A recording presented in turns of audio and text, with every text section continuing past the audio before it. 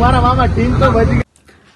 గౌరవనీయులైన తెలంగాణ ముఖ్యమంత్రి గారు శ్రీ రేవంత్ రెడ్డి గారి అన్నయ్యకి నమస్కారం అండ్ మరియు తెలంగాణ ప్రజలకందరికీ నేను నమస్కారం చెప్పి నేను రిక్వెస్ట్ చేస్తున్నాను నాకు హెల్ప్ చేయాలని. నాది బ్యాక్ హోమ్ గ్రామం వచ్చి గుండ్లపోచంపల్లి, మేడ్చల్, మల్కాజ్గిరి.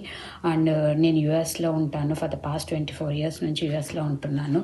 మా గుండ్లపోచంపల్లిలో నిన్న ఫ్రమ్ జిహెచ్ఎంసి మేడ్చల్ ఆఫీస్ నుంచి ఏసీపీ సుకన్య గారు జేసీపీ తీసుకొని మనుషుల్ని, పోలీసుల్ని తీసుకొని వచ్చి సడన్గా మాకు టైం ఇవ్వకుండా కొంతమంది సెలెక్టెడ్గా కొన్ని కుటుంబాలది ఇల్లులు permanent structure with no intimation, no permission వచ్చేసి జేసీపీతో డిస్మాంటిల్ చేసేసారు.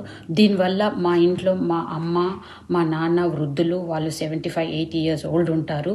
అండ్ ఈ సడన్గా చూసేసి మా మదర్ బ్రీత్లెస్ అయిపోయారు అండ్ హాస్పిటలైజ్ అయిపోయారు. అండ్ ఎందుకు ఇలా జేసీపీతో కూలగొడుతూ డెమాలిష్ చేస్తున్నారని అడగగా మీరు కోర్టుకు వెళ్ళండి, మాకు సీఎంఓ ఆఫీస్ నుంచి ఆర్డర్స్ ఉన్నాయని చెప్పేసి ఈ విధంగా జేసీపీతో ఎంతమంది రిక్వెస్ట్ చేసినా వినకుండా నాకు ఆర్డర్స్ ఉన్నాయని చెప్పేసి డెమాలిష్ చేసేసారు. మేము ఈ ఇల్లు 2002లో కట్టుకున్నాము. మెయిన్ రోడ్డుకి లేదు, మా పట్టా భూమిలో ఎఫ్టీఎల్లో కాదు, నాలాలో కాదు, 100 feet అవే రోడ్ నుంచి మేము కట్టుకున్నాము. మేము ఎవరిది ఆక్రమించలేదు. అండ్ సడన్గా వచ్చేసి భయభ్రాంతులకు గురి చేశారు ఆ గ్రామంలో, గుండ్లపోచంపల్లి గ్రామంలో.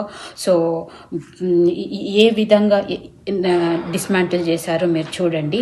ఈ విధంగా మా ఇంట్లో రేకులు కూర్చేస్తుంటూ పిల్లర్ని కూల్చేశారు.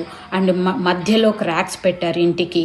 అండ్ ఎక్కడ పడితే అక్కడ వాళ్ళ పాపము కెమెరాలు ఉంటే, కాస్ట్లీ ఐటమ్స్ ఉంటే వాటిని మొత్తం డిస్మాంటిల్ చేసేశారు.